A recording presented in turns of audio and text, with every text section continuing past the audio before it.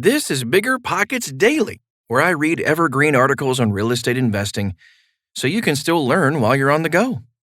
If you just found the show on this Wednesday, welcome. And please tap the subscribe button so you'll get these automatically delivered to you every day, including weekends. 4 Golden Rules of Real Estate Investing by Jeff Brown. In this post, let's explore what we might do with the tax-free cash we just took out of our home and/or investment property. Where's the best landing spot for all that cash? Or is there even one? After over 50 years being licensed, mostly as a broker-owner, allow me to share some of what I've learned in that time. Here are a few points that I consider golden rules. 1. Knowledge. We can't get the answer to a question we simply don't ask.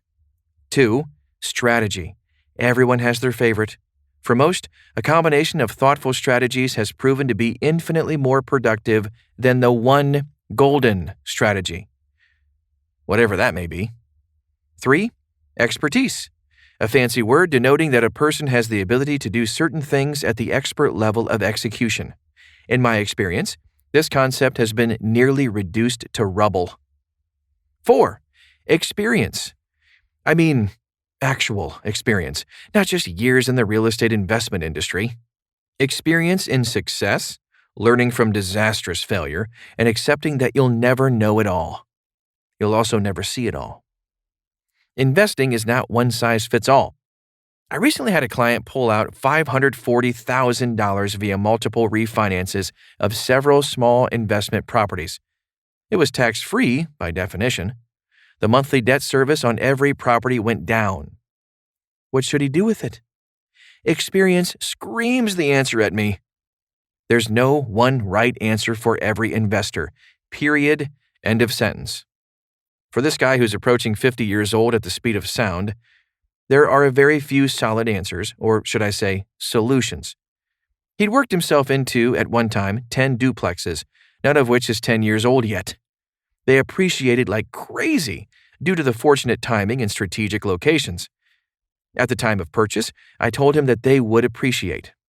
What fueled my belief was simple: demographics combined with supply and demand. He also had, over the years, acquired 6 figures worth of notes secured by homes in multiple states. They were all in first position, though that certainly isn't required. The income isn't totally taxable, as his accountant has been able to shelter some of it. The power of cash flow. First, let's talk about cash reserves, a subject some treat like dodgeball. He already has roughly $150,000 or so in reserves. Knowing him, he'd add to that just a bit. He's like me, meaning conservative. Investing is just that. Investing. It's not a fun night in Las Vegas. He bought 3 brand new nightly rental homes in the southern part of Utah. The homes he bought were already zoned for nightly rental, so that wasn't an issue. It's the reason I haven't entered into that market until now.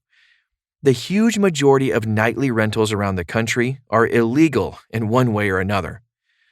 He's now taking all the cash flow from his remaining half-dozen Texas duplexes and will speed up the principal paydown of those Utah loans one at a time. The cash flow from the nightly rentals will, of course, be added to that figure. Once the first home is paid off, the second home's loan won't last long, as the NOI, net operating income, is greater than the GSI, gross scheduled income, for the same home rented to a family of 4.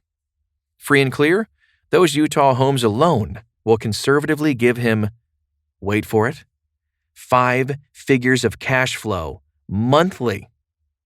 How did we arrive at those numbers? With incredible conservatism. That's how.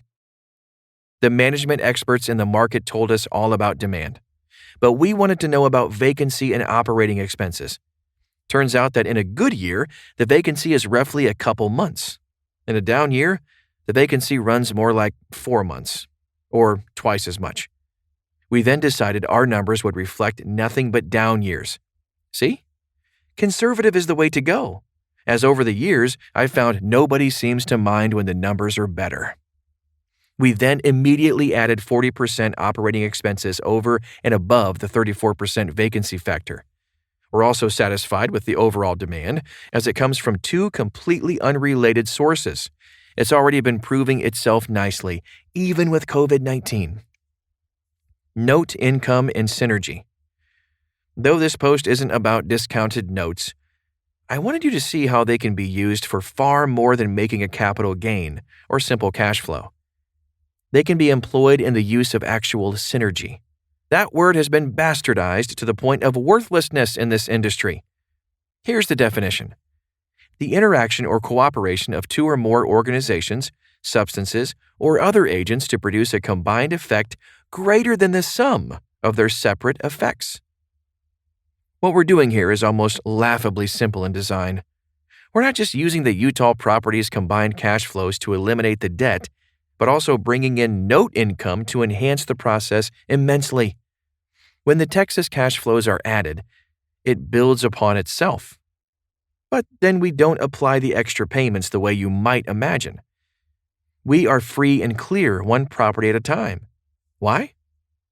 First, I'll tell you why not. It's not faster.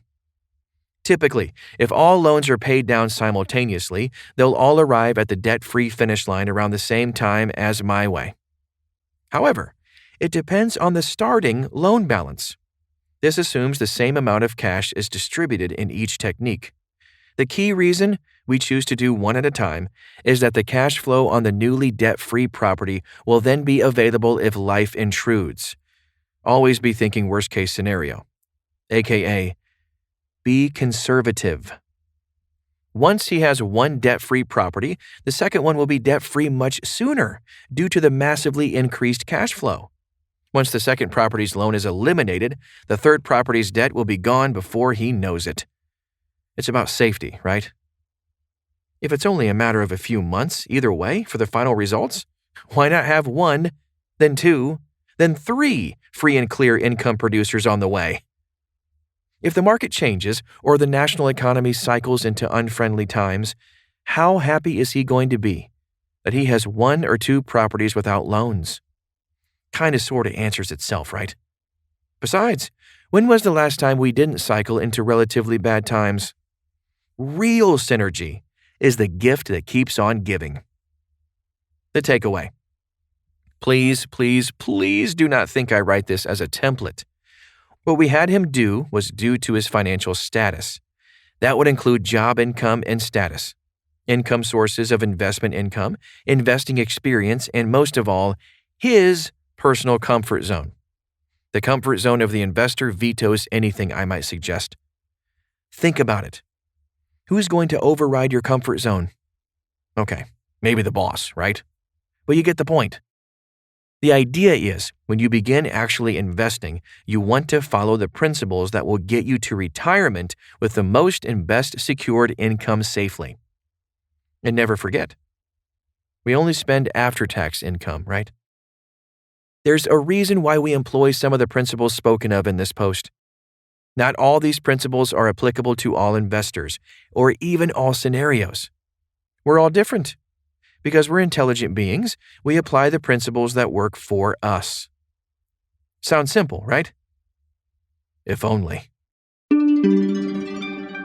You made it through another episode of BiggerPockets Daily. Did you learn something new? If you still have questions about this subject, jump onto the forums at biggerpockets.com/forum. It's like being at a 24/7 networking event without the business cards and awkward small talk. Otherwise, you know the drill. We'll have another episode waiting for you in the morning.